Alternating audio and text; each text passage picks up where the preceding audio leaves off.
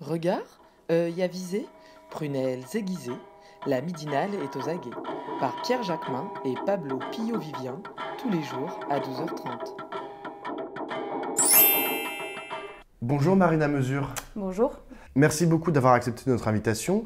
Vous êtes syndicaliste, mais vous êtes aussi candidate de la France Insoumise aux élections européennes.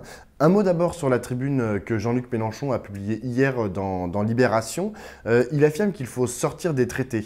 Mais en fait, c'est pas très clair parce qu'il ne parle plus de sortie de l'Union européenne. Du coup, qu'est-ce qu'on fait exactement? Est-ce que on sort de l'Union européenne et puis on oublie complètement l'Union européenne, ou est-ce qu'on renégocie de nouveaux traités? Vous savez, ce qu'on a défini à travers l'Avenir en commun, donc le programme qui a quand même été soutenu par 7 millions de personnes lors des élections présidentielles, c'est un programme très clair sur la question européenne. C'est-à-dire que nous avons un plan A et un plan B. Qu'est-ce que sont ces plans A et ce plan B? Le plan A, c'est de dire, à un moment donné, les traités, donc ce dont vous mentionnez, les traités tels qu'ils sont conçus, ne permettent pas d'avancer sur les questions climatiques et sur les questions d'urgence sociale. Donc face à ça, nous avons besoin de modifier ces traités. Et modifier ces traités, c'est ce que quand Jean-Luc Mélenchon parle de la sortie donc, des traités, c'est de se dire que vous avez d'un côté la possibilité à travers nous ce que nous voulons proposer, c'est un traité refondateur de l'Union européenne. Donc un traité qui va permettre d'avancer réellement sur la question de la transition écologique et sur la question de l'urgence sociale. Donc c'est-à-dire d'abolir par exemple la règle des 3% de déficit budgétaire pour effectivement investir dans la transition écologique. Ça, les traités actuels ne le permettent pas, d'où le fait d'avoir un traité refondateur.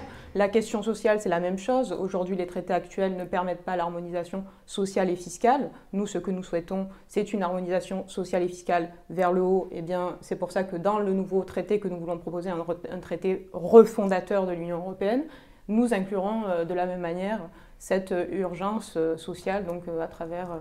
Mais avec qui vous comptez le faire, ce traité de refondation de l'Union européenne?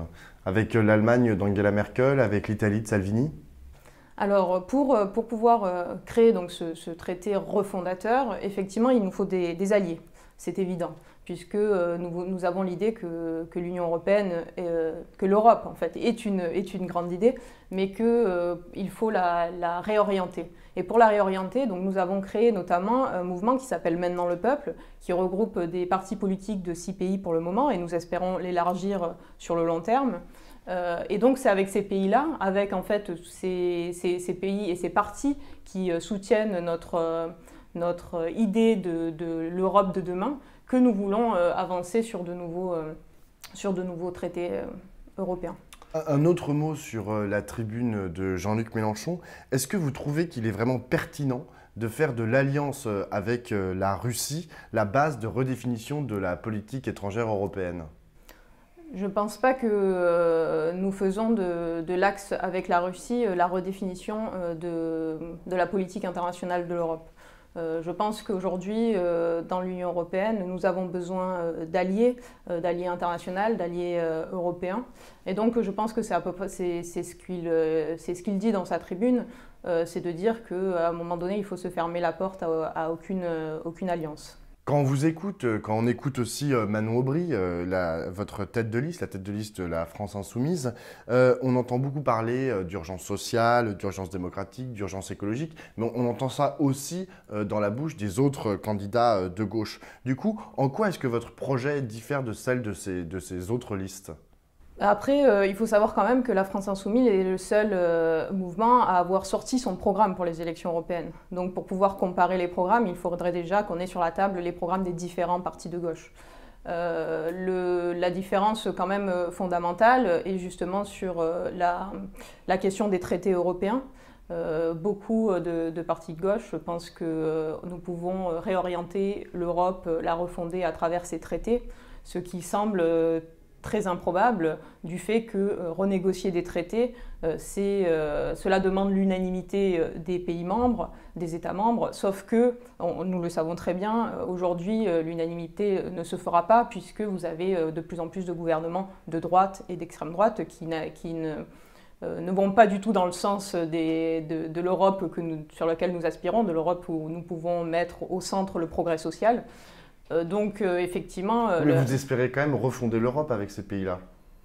Réorienter, oui, effectivement, réorienter l'Europe. C'est-à-dire que vous ne voulez pas renégocier les traités, mais vous leur proposez un traité de renégociation. On veut renégocier, c'est ce que je disais initialement. Donc renégocier des traités, donc renégocier un traité et pas partir des traités actuels pour essayer en fait au sein de ces traités de changer quelques virgules qui ne changeront rien à l'essence même de l'Europe qui a été définie. Ça vous inquiète la dispersion des voix à gauche ? Vous savez, moi, c'est la première fois que je fais une campagne électorale, c'est la première fois que je me présente en tant que candidate. Et pour moi, l'important, c'est de me rendre compte qu'en fait, il y a 60% des gens qui ne vont pas aller voter pour les élections européennes.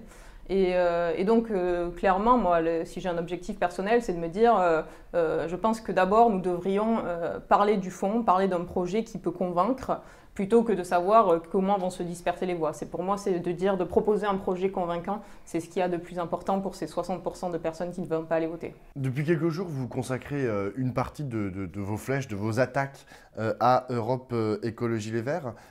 C'est quoi l'enjeu? C'est d'être devant Europe Écologie Les Verts, de montrer que vous êtes plus écologiste que les écologistes? Oui, enfin, il faut quand même dire qu'il n'y a pas de guerre entre Europe Écologie des Verts et la France Insoumise. Je pense que M. Jadot est en train de définir son projet politique pour l'Europe et c'est une bonne chose puisque ça permettra aux électeurs de se positionner face à un projet qui est en train de sortir. Pour l'instant, je pense qu'il est important qu'il définisse s'il va vraiment co-gérer l'Europe avec les libéraux, parce que c'est un peu ce qu'il met sur la table, de savoir s'il va continuer à siéger avec des partis qui refusent d'interdire le glyphosate, de savoir s'il va continuer à soutenir des politiques qui visent à privatiser les services publics. Ça, c'est des questions de fond qui vont nous différencier et qui laisseront aux électeurs la possibilité de choisir quel est leur parti. Mais après, vous savez, il y a d'autres sujets aussi, autres que la question écologique. Je pensais notamment, quand vous parliez aux différences entre les partis de gauche, nous, il y a par exemple des questions que nous souhaitons porter de manière très claire au Parlement européen, notamment le travail détaché, parce que si vous permettez, en tant que syndicaliste, moi c'est un sujet qui m'intéresse particulièrement. Et le travail détaché, c'est aujourd'hui la possibilité de discriminer sur notre territoire des salariés. C'est-à-dire que sur la base de leur nationalité, vous dites à un salarié qui va arriver en France qu'il n'aura pas les mêmes droits qu'un autre salarié. Et moi, je trouve que c'est une pratique très grave. Et c'est un des combats, parce qu'il faut aussi... nous savons les limites en tant que parlementaires européens. Et donc, pour vous donner des exemples précis, eh bien, ça, c'est un combat que nous menons pour l'instant un peu seul dans l'échiquier politique, c'est-à-dire le combat contre le statut de travail détaché pour pouvoir éviter que ces travailleurs soient exploités sur notre territoire et qu'ils aient accès aux mêmes droits. Vous parlez de ce combat précis qui, en l'occurrence, est un combat européen. Pour autant, la France Insoumise dit souvent qu'il faut faire de cette élection un référendum anti-Macron. Vous êtes d'accord avec ça ? Effectivement, Macron applique des politiques qui sont celles de l'Union européenne. Donc faire un référendum anti-Macron, c'est à un moment donné être contre les politiques de Macron au niveau européen. Donc c'est en fait, ça va ensemble. Est-ce que le risque de voir Emmanuel Macron et le Rassemblement national sortir vainqueurs de cette élection européenne, ça ne vous conduit pas à douter de votre stratégie? Parce qu'on voit quand même que dans les sondages, vous êtes passé de 14 à 7%. Vous savez déjà, les sondages, il faut quand même les prendre avec des pincettes parce qu'on sait très bien que... derrière, par exemple, si vous avez pris, je ne sais pas si vous avez vu l'analyse de Manuel Bompard sur les derniers sondages où il expliquait qu'en fait nous aurions 0% d'étudiants qui voteraient pour notre mouvement alors qu'on est quand même un mouvement qui est largement soutenu par les étudiants. Enfin tout ça pour dire que les sondages, il faut quand même les prendre avec un peu de recul. Effectivement, oui, on peut s'inquiéter par contre du danger que peut représenter l'alliance Macron-Le Pen, parce que je dis l'alliance parce qu'en fait, Macron est en train aussi, dans son attitude, de créer des alliances au niveau européen qui sont un peu particulières. Quand on voit qu'il a créé une alliance avec Orban justement pour évincer d'un poste au parquet européen, donc une personne qui se luttait, une juge anticorruption, c'est roumaine. Je pense que c'est quand même des alliances assez dangereuses qu'il est en train de mettre en place. Juste pour revenir au sondage, vous ne voyez aucune perte de vitesse, aucune perte de dynamisme dans la capacité de la France insoumise à devenir hégémonique. Ça ne vous fait pas poser des questions quant à la stratégie, quant à la pertinence de la stratégie populiste? Ce que je vois sur le terrain, c'est-à-dire que quand je vais faire du porte-à-porte, quand je vais rencontrer des chantiers, des travailleurs devant un chantier, notamment comme je l'ai fait il y a 2 semaines à Saint-Nazaire, c'est que notre programme est très bien accueilli. C'est-à-dire que aussi bien par les ouvriers que par des employés, par des agriculteurs, on reçoit quand même des retours très positifs sur le terrain. Des étudiants, justement, on parlait des étudiants, on voit qu'ils se mobilisent, qu'ils créent des groupes d'action dans différentes villes de France. Donc sur le terrain, c'est-à-dire moi je vois plutôt un accueil positif de notre stratégie. Vous savez, nous avons mis en place notamment des nouvelles pratiques de communication comme les holovanes. Donc les holovanes, ça a été aussi le fait d'arriver et de rendre un peu, d'aller faire de la politique dans des lieux où il n'y avait pas de politique qui se faisait de manière régulière.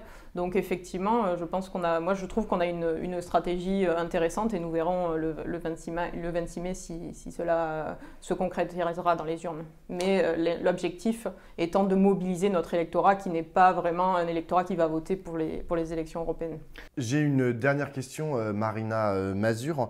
On voit bien en ce moment qu'on se pose de plus en plus de questions sur la succession de Jean-Luc Mélenchon. C'est quoi la stratégie idéale pour lui succéder? C'est une primaire interne, c'est laisser la place à François Ruffin. Mais qui va décider? Ou plutôt, qui devrait décider? Je pense que la question n'est pas d'actualité. Pour l'instant, pour nous, l'échéance, c'est les élections européennes. Ce sont des élections très importantes qui vont redéfinir quand même c'est la première échéance, si vous voulez, depuis l'élection de Macron. Donc il y a un vrai enjeu autour de ces élections-là. Je pense que la question de la succession de Jean-Luc Mélenchon n'est pas à l'ordre du jour. Le programme est clair, les tribunes vont dans le sens du programme et ce programme a été voté par l'ensemble des militants à plus de 90%. Donc je pense que la question de l'orientation a été définie collectivement et donc ça ne pose pas de problème qu'ils publient des tribunes en ce sens. Merci beaucoup Marina Mazur. Merci à vous.